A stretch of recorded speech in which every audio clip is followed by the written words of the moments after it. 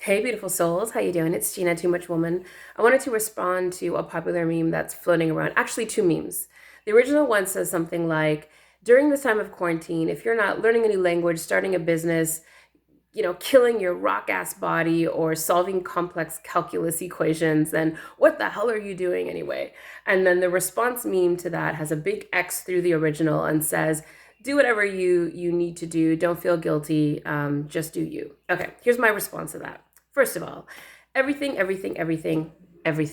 we do is to either avoid pain or to move towards pleasure. This is basic psychology. Where do we learn how to respond to stress and chaos?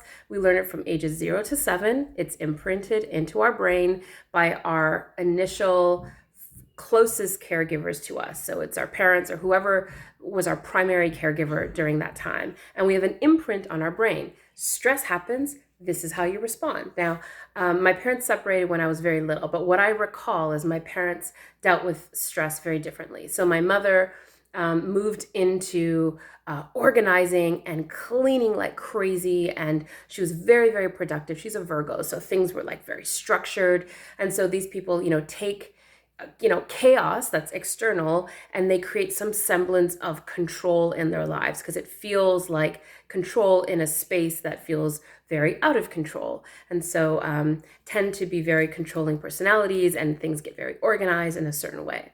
My father, on the other hand, went in the opposite direction and moved into inactivity or paralysis. He numbed himself, he checked out. So lots of napping, sleeping on the couch, watching TV, doing things that were just checking out of the feeling. Interestingly, both of these are checking out.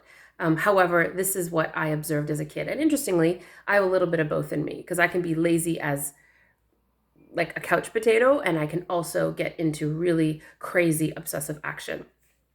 Some people during a time of stress actually get triggered to, or let's call it inspired to move into a caretaker role. So there's chaos and there's stress, and we're like, oh my gosh, how can I make sure everyone's okay? So we're the ones who are cooking like crazy and we're checking in with everyone. Are you okay? What do you need? What do you need? What do you need? They're the ones that are right now like at home sewing like homemade masks, or they're organizing groups to like bring food to people who don't have any, or they're calling their friends and they're just checking in on everyone. So we respond to stress in many, many different ways.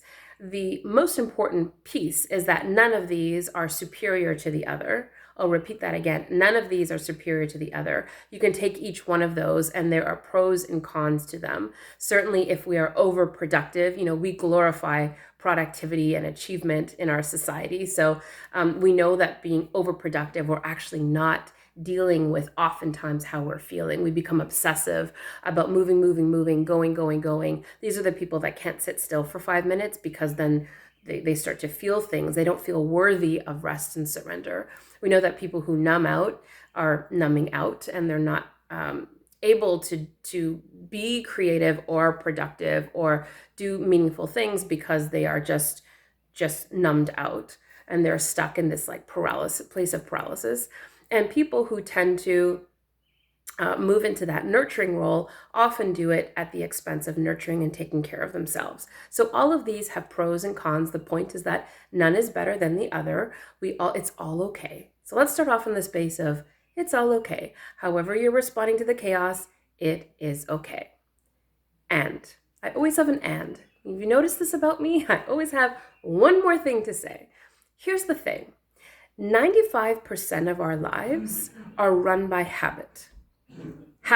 So what that means is habits of thought, which leads to or is connected to our beliefs, which leads to actions. So what that means is how you respond to stress is just a habit. It's the habit that you learned from your primary caregivers, and it's usually stress comes up or crisis comes up or chaos comes up, and this is how you typically respond. And you can check in with yourself and say, what do I usually do when stress happens or when the pressure is on? And then you know what your typical response is. No judgment, just observe it. Okay, here's the caveat.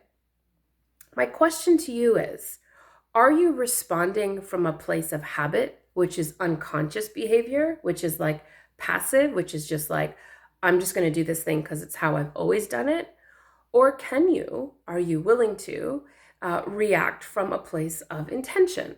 So a place of intention invites the question, what do I really need right now? What do I really need right now? So maybe if you're the Uber nurturer, what you might need is to ask for and receive a little bit of nurturing from other people or self-nurturing.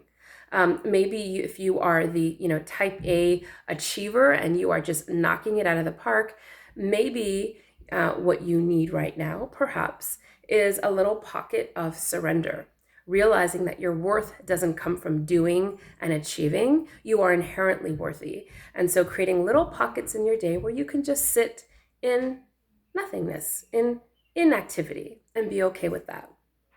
Maybe if you are one who taps out or numbs out when there are periods of high stress, maybe what you need is some intention or some purpose or some incentive or some activity, something that will boost your self-concept and your self-esteem. So it doesn't matter what category you fall into. There's no judgment. And whatever you do is in fact okay. And what I'll invite you to do is ask yourself, what do I need right now? And let yourself be surprised by the answer. It's great to do this not when there's chaos, not in the middle of your busy day, but maybe first thing in the morning, and just pause and see what comes up. Maybe it's right before bed and just ask, what do I need? What does my soul need right now? And then for the next day, maybe create this little window, not a big jump, but this little window where you can invite some of that in. And that way we're living with intention, we're living consciously, and we're not just floating down the river passively during this time. So food for thought. Let me know what you think. Know that I love you. It's all good. And we can do hard things. We're going to get through this. Big love.